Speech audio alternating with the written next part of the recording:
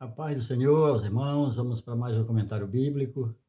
Estamos estudando nesse segundo trimestre de 2022 a carta de Paulo aos Hebreus e a carta de Timóteo, a carta de Tiago, melhor dizendo. O assunto da lição, o assunto do trimestre é Jesus, autor e consumador da fé. Esse é o assunto do trimestre que nós estamos estudando. A lição que nós vamos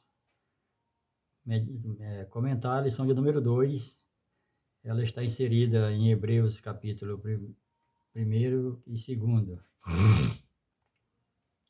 Jesus é superior aos anjos, o título da lição. Como sempre, a lição ela vem com 3 objetivos, né? O primeiro é exortar acerca da responsabilidade do cristão. O segundo é exaltar a pessoa de Cristo em relação aos anjos. E o terceiro é explicar a humildade de Cristo ao tornar-se homem. E aqui tem uma informação acerca de quando a Bíblia passou a ter capítulos e versículos. No século XIII, ela recebeu os capítulos, e lá pelo século XV, recebeu os versículos. Por um lado, isso ajudou, por outro lado, deixou muita gente viciado, né? Porque antigamente guardava o texto bíblico, agora é versículo. Da mesma forma que tem a Bíblia com os índices. Aqui no Brasil tem a Casa Publicadora, né? Que faz aqui com os índices, né? Com os nomes, com as letras das iniciais dos livros aqui. E aí faz com que as pessoas não procurem saber memorizar o nome dos livros da Bíblia, né? Os 66 livros da Bíblia. Na hora de achar para fazer a leitura, é um Deus nos acuda. Pois bem, o texto áureo vai dizer: não são todos eles espíritos ministradores enviados para serviço a favor dos que hão de herdar a salvação? Então aqui Jesus é superior aos anjos, aqui está falando dos anjos. A verdade prática vai dizer: o Filho é superior aos anjos, contudo, fez-se menor para nos salvar. Nós somos feitos um pouco menor do que os anjos, assim como Jesus, para nos salvar, se tornou igual a nós. E anjos são ministradores, ou seja, são ministros. Ministro significa serviço. Você vai ali em Brasília, tem os ministérios. Os ministérios significa serviço, né? Então, anjo é ministro, anjo é servidor, anjo está a serviço. A introdução vai dizer: considerando o grande interesse que os judeus tinham pelos anjos, o autor aos Hebreus, que eu estou, não só eu, mas já a grande parte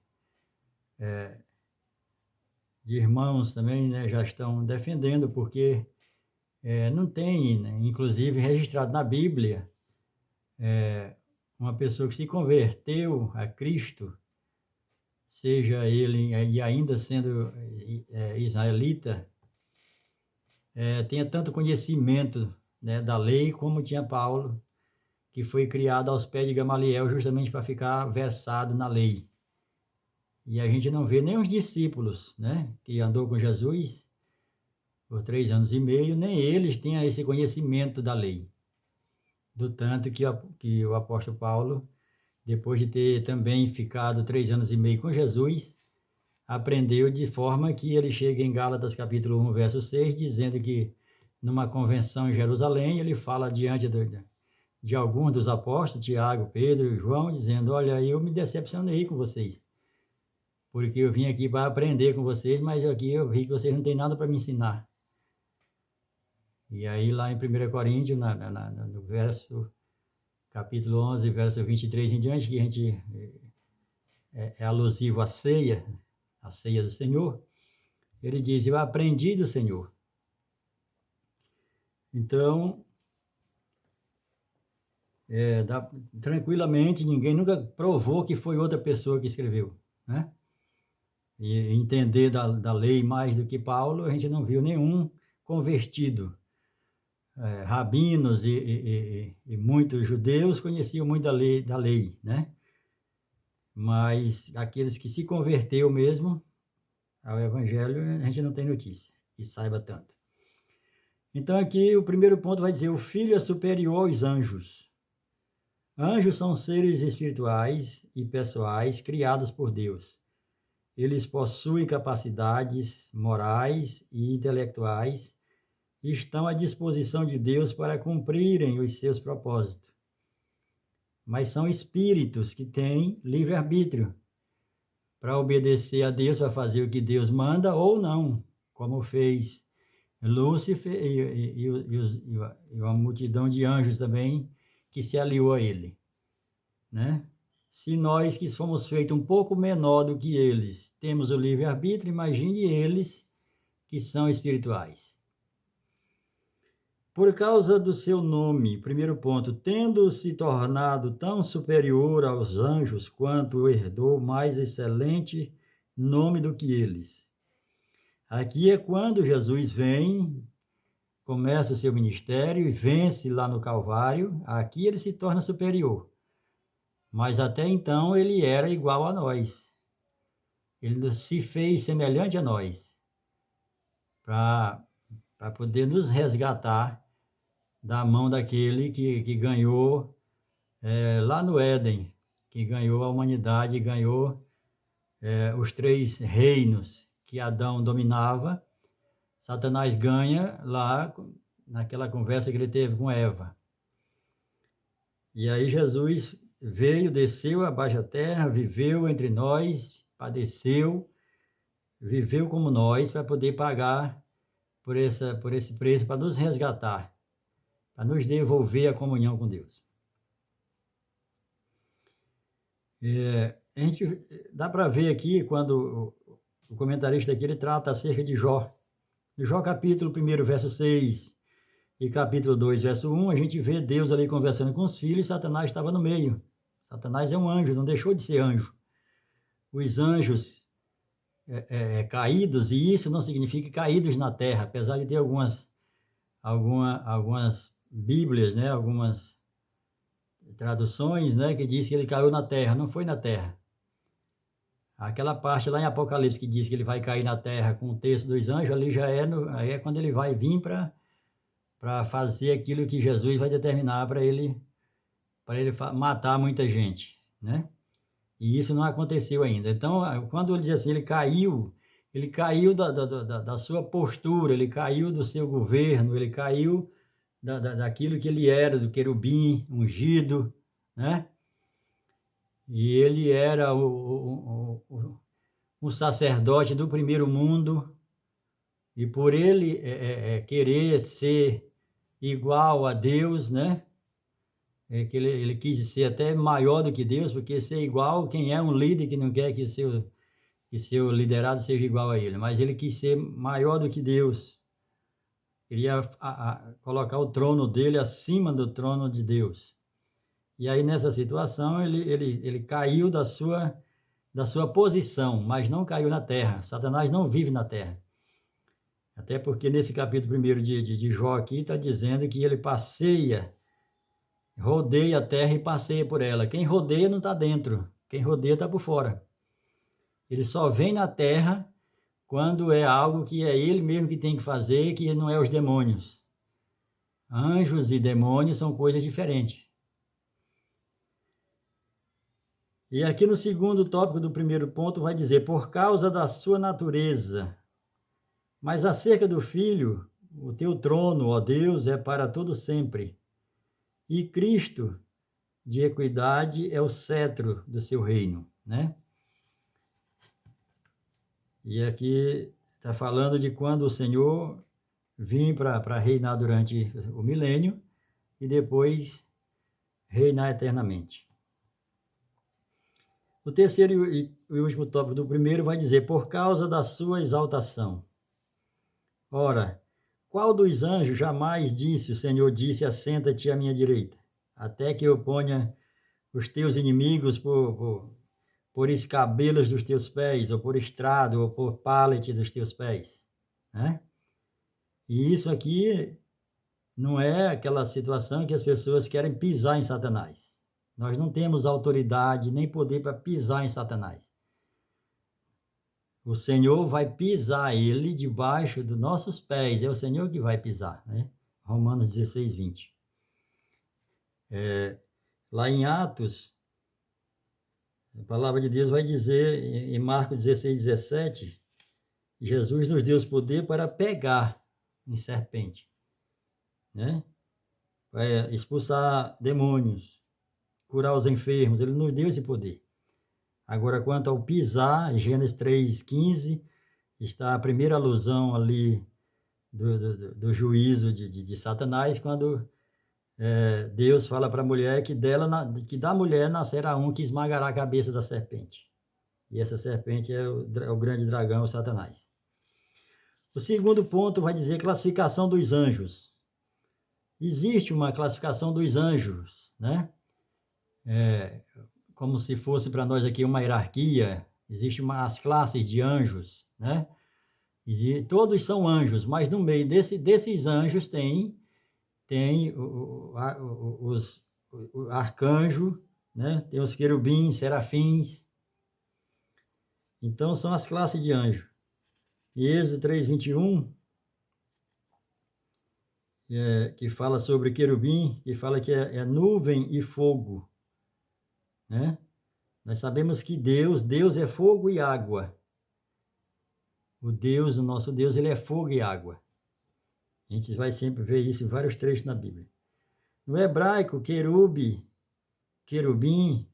é plural. O plural em hebraico se faz o im, e não o s como na nossa língua portuguesa. Eles impediam o retorno ao jardim do Éden. Em Gênesis 3:24, Deus deixa 2 querubins para guardar a entrada do Éden, para que o homem caído não voltasse a entrar no Éden, até que Jesus viesse, nascesse e pagasse pelo nosso pecado, para que agora nós tenhamos acesso ao Éden, ao jardim de Deus, ao paraíso.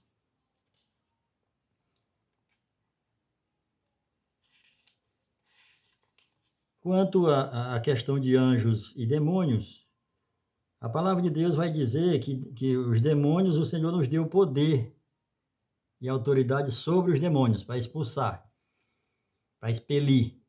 Agora, quanto ao diabo, Tiago 4,7 vai dizer que é para nós resistirmos. E ele é que foge de nós. Então, nós vamos resistir ao diabo e ele fugirá de nós. Agora, os espíritos imundos, ele nos deu autoridade para a gente expelir, para a gente expulsar. E aqui a gente vê várias denominações aí ensinando que Satanás é que fica aqui na terra e fica brincando com Satanás, amarra ele ali, prega o culto todinho ali com ele amarrado ali no pé da mesa. E isso é antibíblico, não tem nada, não tem base bíblica nenhuma para isso. Ninguém tem autoridade, o ser humano não tem autoridade para amarrar Satanás, para expulsar Satanás. Jesus nos deu autoridade para expulsar demônios. E demônios não são anjos caídos. Os anjos caídos são anjos caídos. E Lúcifer, que é o anjo-chefe, ele vem na mente das pessoas, para a pessoa desobedecer a Deus. Pois bem, o segundo tópico do segundo ponto vai dizer serafins. Em Isaías capítulo 6, né, tem ali quando ele diz que viu 6, né, e que tinha 4 asas, com 2 voava, com 2 cobria os pés. Na Arca da Aliança tem 2 querubins, um virado para o outro. E querubim significa anjo de fogo, são brasas vivas, né? Tanto que o querubim, quando vai pegar da brasa do altar, ele pega com a tenaz. Tenaz é aquela peça, tipo um alicate, que o ferreiro pega naquele ferro que está vermelho em fogo ali, para ele bater, para ele moldar da forma que ele quer. Então, o querubim, ele também não pode pegar no fogo de Deus. Ele pegou com Atenais, porque se ele pega direto, ele é queimado, porque o fogo de Deus é um fogo que queima fogo. Pois bem, o arcanjo, terceiro ponto aqui, uma outra classe, serafins, a outra classe aqui, arcanjo. Que a gente tem mencionado na Bíblia o arcanjo Miguel, né? Acerca ali de Jó, aliás, acerca de Moisés, né? De sepultar Moisés, e também na oração de Daniel, quando o anjo Gabriel vem para trazer a resposta para Daniel. E aí chega nas regiões celestiais, aí sim, aonde vivem os anjos caídos, vivem nas regiões celestiais, né? E aí, para passar lá, o Gabriel, que não é anjo de guerra, teve problemas. Aí Deus vai e envia o arcanjo Miguel. E aí o anjo Gabriel chega para Daniel e disse: Daniel, a tua oração ela foi ouvida, ela chegou ao trono da graça de Deus e foi ouvida, e eu, no dia que tu começou a orar, eu saí de lá com a resposta, mas eu tive uns problemas, mas o arcanjo veio e resolveu.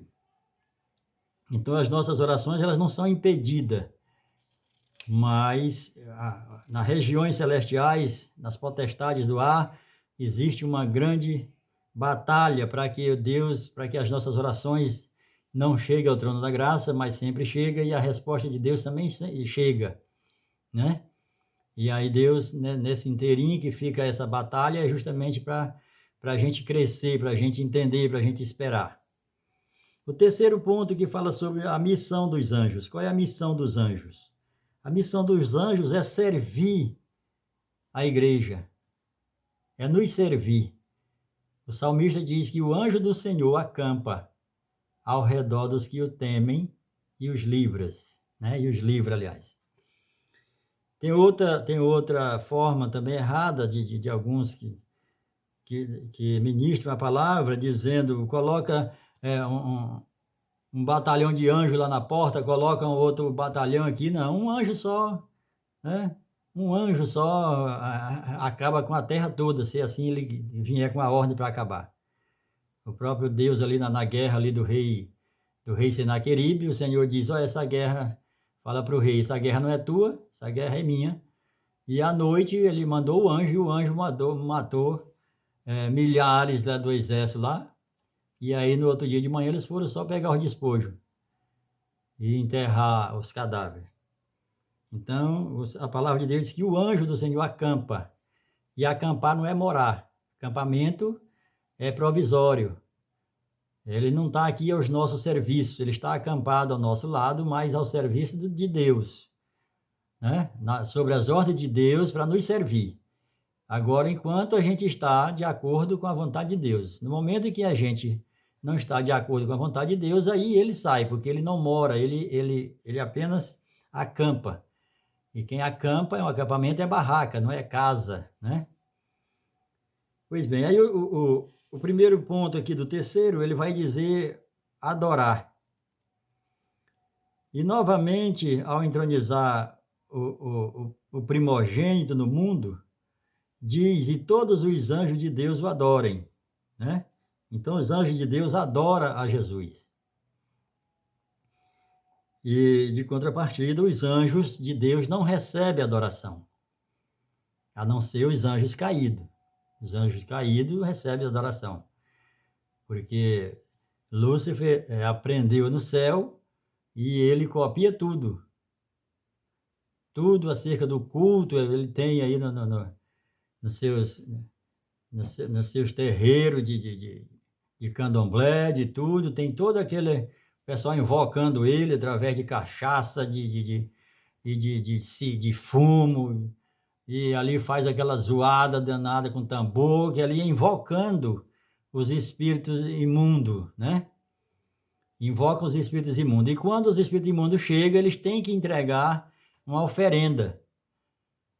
E ele copiou isso lá no céu, porque o Senhor, ele é adorado lá no céu. E aqui na terra, quando a gente adora ele em casa, a gente se ajunta para adorar ele em casa, ou na igreja, ou em qualquer lugar, quando se adora ele mais necessariamente, mais se fala mais de igreja, de congregação, a gente adora ele. Quando a gente adora ele, a gente está clamando, a gente está clamando pela presença dele. Quando ele se faz presente, aí nós temos que também pedir, rogar para que ele se manifeste. E ele se manifestando, a gente se alegra, né? E aí, nesse momento, é a hora da gente ofertar. É por isso que o inimigo, ele copiou isso aí e faz isso nos terreiros aí, né? No candomblé. Quando a pessoa tá... Só que lá ele estupra, lá ele tira a pessoa do sério, lá ele tira a pessoa do... vamos dizer assim, deixa a pessoa fora de si, através do álcool e através de rodar muito, né? Aí perde a consciência. Mas a palavra de Deus diz que o Espírito de Deus, o Espírito dele não traz confusão. Pois bem, e o segundo ponto aqui, ainda no primeiro ponto aqui, os anjos não recebem adoração. A gente tem aqui em Gênesis 18:2, ali quando Abraão recebe as 3 pessoas de Deus, eles estão indo para destruir Sodoma e Gomorra, e ali está as 3 pessoas de Deus, o Pai, o Filho e o Espírito Santo. E aí nós temos também Apocalipse 19:10, ali quando fala com João, e aí João, quando vê o anjo, se prostra, e aí o anjo pega na mão dele e diz: levanta, porque eu sou conservo teu e de teus irmãos. Eu estou aqui, adora a Deus, eu estou aqui para trazer um serviço, para que tu venha fazer um serviço para Deus. Eu venho trazer aqui, um pombo correio. O anjo é um pombo correio que traz as notícias. E aí ele veio trazer uma mensagem, entregar para João. E isso em Apocalipse 19:10 e 21:9. A gente vem também no caso de Gideão, né? Quando Gideão faz aquele teste ali com Jesus, e Jesus recebe o sacrifício. Gideão coloca ali na frente, diante de Jesus, mas não coloca no altar, que significa pedra. Sempre você vai ver na Bíblia, no Antigo Testamento, que os altares são feitos de pedra. E altar é sempre para sacrifício. Hoje nós não temos mais altar. Hoje nós temos palco, temos púlpito, um lugar mais alto na igreja, mas ali não é altar, porque altar é onde tem sacrifício. Se não tiver sacrifício, não é altar. E não existe mais sacrifício depois de Cristo, que foi o último cordeiro, o último sacrifício. E aqui, nesse tópico 2 aqui, vai cumprir o propósito de Deus. Os anjos, ele vem para cumprir o propósito de Deus. É claro que nós fazemos nas nossas orações, nos nossos pedidos, o Senhor ordena e aí os anjos vêm entregar. Mas eles estão a serviço de Deus, como já colocamos.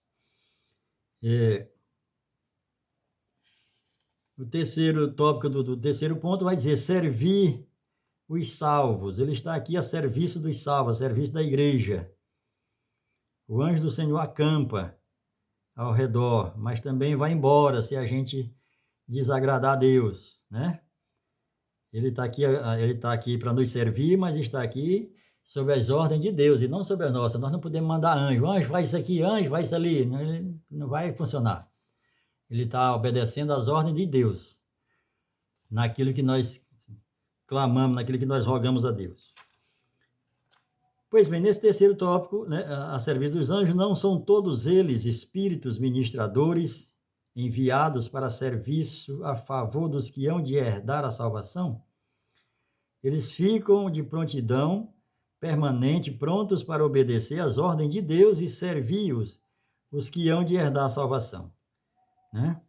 Então, aqui nós vimos nessa situação aqui, que todos eles concluem todas as categorias, inclui todas as categorias angelicais. Eles não tiram férias, né? Assim como Deus não dorme nem cochila. Jesus também falando, dizia: meu Pai trabalha, e eu trabalho também, eu trabalho até hoje e eu trabalho também. E aqui, os anjos não são uma raça. Os anjos, eles não procriam. E aqui volta aquela situação lá do Éden, aliás, lá do dilúvio, né? E ali ele não procria anjos com anjos, né? A quantidade de anjos que Deus criou ainda hoje é a mesma, né? Mesmo os caídos, mas eles não morreram e nunca vão morrer, porque eles vão sofrer a eternidade, assim como aqueles que não herdar a salvação vão sofrer a eternidade, mas não, tanto o homem como o anjo são espirituais, são criaturas espirituais que não desaparecem. O nosso corpo vai para a terra, mas depois nós vamos ser ressuscitados e transformados. Então, nós somos espírito, corpo e alma. Então, aquele tanto que vai para o lago de fogo, quanto que vai para o céu, não para morar no céu, mas na nova terra que o Senhor vai criar, aí nós vamos ficar na terra, nós não vamos para o céu. Você não vai achar base bíblica nenhuma que a gente vai morar no céu. Se não, por que Deus ia fazer uma outra terra? Né? Se o projeto de Deus para o homem foi a terra, claro que a terra sem pecado. E a terra que vivemos hoje, ela foi amaldiçoada. Lá Deus amaldiçoou ela por conta de Adão. No caso de Canaã, foi amaldiçoada 2 vezes, porque Noé amaldiçoou a Canaã. Ela recebeu a segunda maldição, como terra, ela recebeu o primeiro de Deus e a segunda recebeu de Noé. E aí Jesus vai vir para restaurar essa terra. E ela vai se acabar em fogo, e a palavra de Deus diz que Deus fará novos céus e nova terra. E aí sim, nós vamos morar na terra. Claro que agora a gente vai ter, e que nós não temos agora, só através de espiritualmente, né? De mente, a gente ora, e quando a gente ora, a gente está adentrando ao trono da graça de Deus, ao Santo dos Santos, que nós não podíamos entrar aqui na terra, no tabernáculo e no templo. Mesmo depois que Jesus morre na cruz, que paga o preço e que vai para a direita de Deus, mesmo depois disso, nunca mais teve templo, nunca mais teve ninguém, o homem nunca entrou, a não ser o sacerdote, e depois só o sumo sacerdote, no Santo dos Santos. Jesus, ele rasga a cortina do templo, não foi para o homem entrar, foi para ele sair para encontrar conosco lá de fora. Agora, pelo vivo caminho, Paulo escrevendo aos Hebreus, ele vai dizer, agora pelo vivo caminho que foi aberto, né? E esse caminho é Jesus, agora nele, nós entramos nele, que ele é o caminho, a verdade e a vida. Aquele que estiver nele, né? E a palavra dele estiver em nós, aí sim, agora nós temos acesso. Agora nós temos acesso porque o véu se rasgou e Deus saiu para nos encontrar, para nos resgatar. E assim Deus vai também restaurar a terra. E restaurando a terra, e restaurando, e com aqueles que ele salvou, que foram restaurados do pecado, aí sim. Aí nós vamos ficar morando na terra, mas tendo acesso ao céu. Aquilo que aparece ali quando Jacó tem aquele sonho na cerca da escada, que ele subiu uma escada da terra para o céu, não era uma escada, não era descendo, era subindo. E tem um hino da harpa que diz que vai ser a mesma greia. A gente está aqui, está lá, está aqui, está lá, a gente tem acesso. E esse acesso agora a gente só tem através da oração. Mas nós vamos ter esse acesso, literalmente, quando depois de tudo, que Jesus julgar tudo e restaurar a terra. E uma nova terra e um novo céu. Que Deus abençoe a todos. Mais uma aula, a aula de número 2. Estamos estudando acerca da carta do apóstolo Paulo aos Hebreus. Porque, como eu falei no início, ninguém entende mais da lei dos judeus, da lei hebraica, da lei dos israelitas, do povo israelita, como o apóstolo Paulo, sendo também israelita. E aprendeu aos pés de Gamaliel, tanto que chegou diante dos discípulos, em Gálatas 1:6, e disse que eles não tinham nada para ensinar ele, porque o que ele aprendeu do Senhor, e ele mudou de fase, ele cresceu, e é hoje o que a igreja não está crescendo. As pessoas não estão crescendo. Igrejas antigas aí, pastores com 40, 50, 60 anos de pastoreado, e continua a mesma coisa, não mudou de fase, não cresceu, não subiu de nível, né? E é necessário aprofundar, é necessário mergulhar no conhecimento do Espírito, porque é isso que o Senhor quer de nós, que a gente cresça em graça e conhecimento. Glória a Deus, Deus abençoe a todos.